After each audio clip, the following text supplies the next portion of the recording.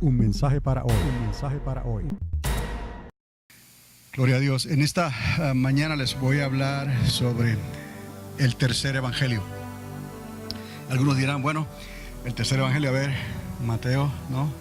Marcos y Lucas. No estamos hablando de Lucas. Vamos a hablar del evangelio que se ha denominado por sí mismo como el tercer evangelio en la manera en que se está utilizando hoy en día. Y muchos quizás, sinceramente equivocados, están anunciando, están hablando, están predicando, están enseñando un evangelio que no es conforme al evangelio que recibió la iglesia cuando comenzó en sus caminos hace 2000 años atrás. Y la evidencia que tenemos primeramente en la misma palabra, por boca de Pedro, por boca de Pablo, por boca de los apóstoles, por boca de los discípulos. Ese evangelio lo hemos recibido como un legado en la Escritura. Es que en los tiempos en que estamos viviendo, Pablo profetizó, los apóstoles profetizaron de que se predicaría otro evangelio, y yo lo he titulado como el tercer evangelio. El primer evangelio es el evangelio de poder y autoridad. El segundo evangelio vino a ser ese evangelio más bien legalista, tratando de hacer la obra de Dios, la obra del Espíritu Santo en las personas. Pero el tercer evangelio, como van a ver, es algo bastante diferente. Pero quería recordarles otra vez la lectura que les di en Santiago 4:8, que dice: acercaos a Dios y Él se acercará a vosotros. Esto es una declaración que Dios hizo a través del profeta Jeremías, y que también Santiago hace eco a esas palabras: acercaos a Dios y Él se acercará a nosotros. Dios es galardonador, Él honra a los que le honran. Dios reparte sus galardones a aquellos que le honran, que le buscan, que son fieles, que verdaderamente esperan y confían en Él. Fue un grito de advertencia en los días de Santiago por el Espíritu Santo, de decirle a la iglesia que estaba en sus comienzos en aquel entonces: acercaos a Dios y Dios se acercará a nosotros. Pero esta declaración se remonta a siglos atrás, mucho tiempo atrás, en los tiempos de Jeremías. Y Jeremías fue un profeta que vivió en un tiempo especial. ¿Y cómo se relaciona Jeremías con nosotros? Se relaciona también, más bien, con el tiempo en que estamos viviendo. Ustedes sabrán que Jeremías fue un profeta del tiempo de la deportación. Fue un profeta del tiempo donde Dios tuvo que tratar duramente con el liderazgo de su casa, con el pueblo que Él llamó, con el pueblo que Él escogió, con el pueblo que Él bendijo, con el pueblo que Él le dio dones y talentos, con el pueblo que Él bendijo de una manera como ninguna otra nación en la tierra había sido bendecida. Sin embargo, Dios se acercó a ellos y ellos comenzaron a alejarse de Dios. Por lo tanto, Dios utilizó al profeta Jeremías de una manera especial para levantar una voz de alerta en aquel entonces, sabiendo el profeta que el pueblo no quería escuchar esa palabra, porque hay un problema. De la misma manera que en aquel entonces la ley que estaba escrita entonces en rollos, la ley que estaba escrita por aquellos escribas, aquella ley que se transmitió, aquella ley fue puesta a un lado, y el pueblo de Dios comenzó a olvidarse de las bendiciones y de los mandamientos de Dios también, y comenzó a alejarse de tal manera que Dios tuvo que levantar a una nación como Babilonia, a un rey como Nabucodonosor, para que trajera a sus rodillas al pueblo de Dios. El profeta Jeremías fue un profeta que anunció el tiempo del fin, y no solamente lo anunció, sino que también él vivió para poder participar del comienzo de esa deportación y del comienzo de ver la mano y los juicios de Dios obrando alrededor de la casa donde estaba Jeremías, y sobre todo en el pueblo que Dios llamó y que ahora se había apartado de Dios. Entonces, las palabras de Santiago, acercaos a Dios y Él se acercará a nosotros, es una palabra clave para el pueblo de Dios, que nos advierte que van a venir tiempos difíciles, así como en los días de Jeremías. Así fue advertido el pueblo, pero el pueblo no quiso escuchar al profeta Jeremías, porque el pueblo tenía comezón de escuchar otras cosas. Ellos querían escuchar profecías buenas, palabra de ánimo, palabra de aliento, pero en realidad no estaban dispuestos a obedecer el mandato de Dios, que viene a ser lo mismo hoy en día. O sea, nosotros, Dios, la palabra no ha cambiado. Lo que Dios quiere es obediencia. Obediencia quiero. El pueblo necesita salirse de esa mentalidad a la que ha llegado como en los días de Jeremías, para poder entonces volverse verdaderamente a Dios. Ahora, ¿qué es el problema? ¿Por qué estas cosas suceden? En aquel entonces era la ley escrita por Moisés, la ley que se transmitió de boca en boca. Esa ley ellos la pusieron a un lado. Hoy en día, en lugar de la ley, tenemos el evangelio. ¿Cuál evangelio? El único evangelio que verdaderamente tenemos que obedecer, porque el evangelio no es que sea complicado ni que sea muy difícil. Es la palabra que Dios nos legó, nos dejó, y que la tenemos hoy a través de esos 4 autores y a través de las cartas de los apóstoles y las cartas de discípulos que Dios escogió por medio del Espíritu Santo para traernos no la ley como tal, más bien una ley escrita en nuestros corazones por medio del Espíritu Santo y de personas que escribieron esa palabra y lo llamaron el evangelio, las buenas nuevas. Así que en realidad estamos hablando del evangelio de los 4 autores que conocemos, y también las cartas. Todo eso habla de un mismo tema.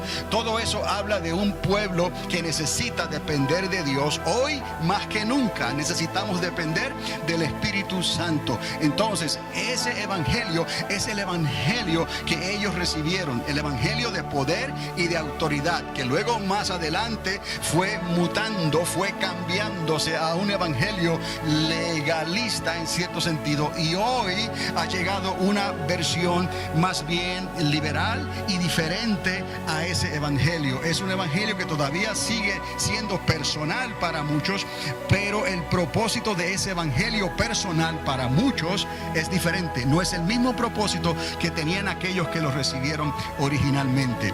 En aquel entonces, obviamente, Jeremías habló sobre el fin se acerca, que se arrepintieran, que se volvieran a Dios, que todavía había tiempo, todavía había esperanza para que Dios tuviera misericordia de los habitantes de Jerusalén. Pero no hicieron caso.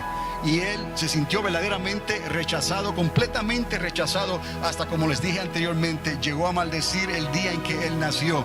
Y le dijo a Dios: ¿por qué tú me envías a un pueblo que no quiere oír esta palabra? Porque ellos quieren oír otra cosa.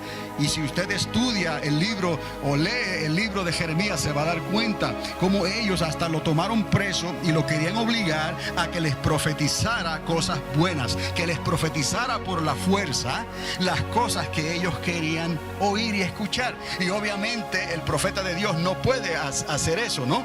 Entonces, ¿qué ocurrió en ese entonces? Lo metieron al calabozo, lo encerraron, lo maltrataron, y por encima de todas esas cosas no le hicieron caso, aun cuando los juicios de Dios comenzaron a manifestarse y la mano de Dios comenzó a manifestarse en contra del pueblo de Dios. Así que quiero que ustedes en estos momentos puedan entonces mirar hacia el tiempo de Jeremías, porque se acerca un fin, se acerca algo que es inevitable, se acerca un cumplimiento profético, se acerca algo que aún los profetas y los apóstoles y los discípulos escribieron sobre el tiempo que se aproxima. Una de las cosas claves que llegaron a decir los apóstoles y escribieron los discípulos fue que tendría que venir un tiempo de apostasía. Ese tiempo de apostasía es lo que estamos aquí viendo, donde el pueblo de Dios se hace la vista gorda, ¿no? Le da la espalda a Dios porque cree que con Dios se puede trabajar de otra manera. O sea, Dios no tiene que acomodarse a nuestras necesidades, ¿no? Nosotros nos acomodamos a las peticiones y a las demandas de Dios. No es de la forma que muchos piensan, que Dios es bueno, Dios es amor, por lo tanto vamos a vivir la vida aquí en bendición, en prosperidad, y no vamos a tener que darle cuentas a Dios. Estamos equivocados si pensamos de esa manera, porque precisamente ese fue el comienzo de aquella nación, de aquel pueblo que se apartó apartó de Dios, un pueblo que Dios amó, un pueblo que Dios liberó, un pueblo que Dios sacó de las garras de Faraón, un pueblo que Dios hizo milagros, prodigios y señales, y aún así ese pueblo subió a los montes a adorar a los Baales, subió a los montes a adorar al pueblo, a adorar al Dios del paganismo, a adorar al pueblo, al Dios de los pueblos, de las naciones a las cuales Dios le dijo que no se contaminaran con ellas. En cierta manera sigue siendo lo mismo, porque hoy, en lugar del rollo, en lugar del tabernáculo, en lugar del arca, en lugar de todas esas cosas que Dios había establecido, hoy tenemos al Evangelio, tenemos al Espíritu Santo, y aún así muchos se hacen de la vista gorda. ¿Por qué? Porque de la misma manera que aquella ley fue puesta a un lado, el Evangelio que comenzó ha sido puesto a un lado, ha sido transformado a través de la historia, y de un evangelio de poder y de autoridad se volvió en un evangelio más o menos legalista, y hoy en día tenemos una versión diferente a la cual yo he llamado el tercer evangelio. Acercaos a Dios y Él se acercará a vosotros. Hay que ver estas tres cosas, porque son tres cosas que van en aumento, que están impidiendo que los creyentes verdaderamente se acerquen a Dios, y que la nueva cosecha que se está levantando sea buena cosecha para el reino de Dios. Hay algo que está impidiendo que el propósito de Dios se cumpla, y usted dirá, pero si se ve que hay cierto avivamiento, se ve que hay gente que están de un lado para otro diciendo que Dios ha dicho, diciendo que Dios ha hecho. Mire, una cosa es decir una cosa, decir otra. Una cosa es servir a Dios por lo que Dios es. Eso verdaderamente va a traer frutos dignos de arrepentimiento. Por más que digan que Dios está haciendo, por más que digan que Dios está bendiciendo, por más que digan que Dios está en nuestros medios, si no se ven los frutos dignos de arrepentimiento, si no se ve eso en el corazón de la persona, porque muchas cosas están ocurriendo allá afuera y están diciendo que Dios está levantando y está haciendo un gran avivamiento, pero no es eso lo que marca que Dios esté en el asunto, porque de la misma manera en aquellos días de Jeremías ellos hicieron precisamente lo mismo, hasta querían entonces obligar a los profetas a que hablaran y profetizaran estas cosas cuando Dios no había dicho, cuando Dios no estaba ahí, cuando Dios no estaba bendiciendo. Son dos cosas completamente diferentes. De la misma manera hoy, pero en lugar de mirar la ley que estaba dada en aquel entonces, vamos a mirar el Evangelio, las buenas nuevas, el Evangelio, la palabra que Dios nos dio a nosotros a través de estos escritos, y nos ha llegado a nosotros hoy por medio de los escritos y de la interpretación del mismo Espíritu Santo de Dios.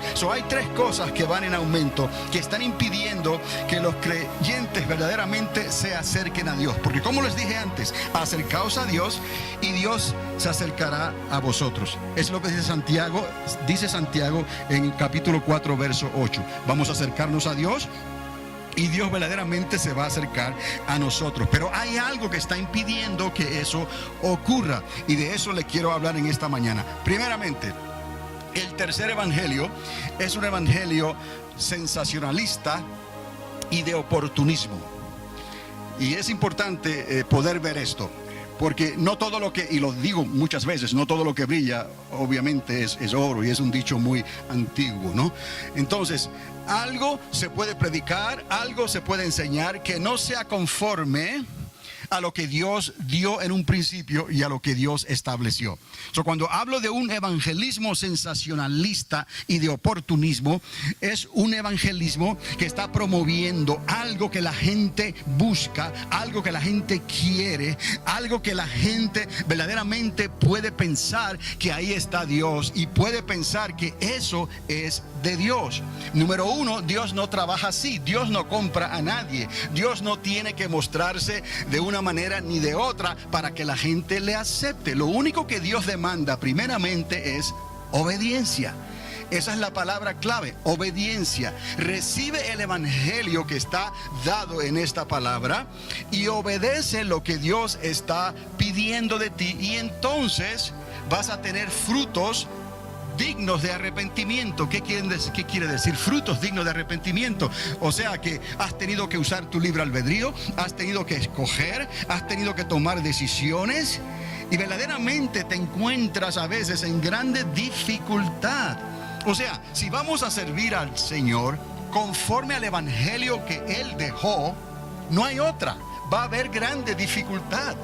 van a haber problemas. Por eso el evangelio de sensacionalismo y de oportunismo no presenta un evangelio de esa manera. Presenta un evangelio, y a veces utilizan la palabra unción. Hay unción, recibe la unción y la gente se cae, la gente siente, la gente puede tener un sueño, puede tener una visión, pero en realidad sigue siendo un evangelismo sensacionalista y de oportunismo, porque ahí queda todo.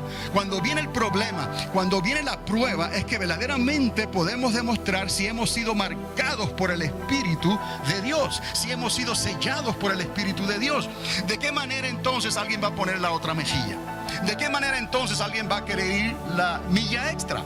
¿De qué manera vamos a soportar las aflicciones? ¿De qué manera vamos a soportar que seamos rechazados, que seamos tal vez malinterpretados, que seamos tal vez ignorados o tal vez seamos prejuiciados? Todas estas cosas las podemos nosotros sufrir en nuestros días, en cualquier momento, en cualquier lugar.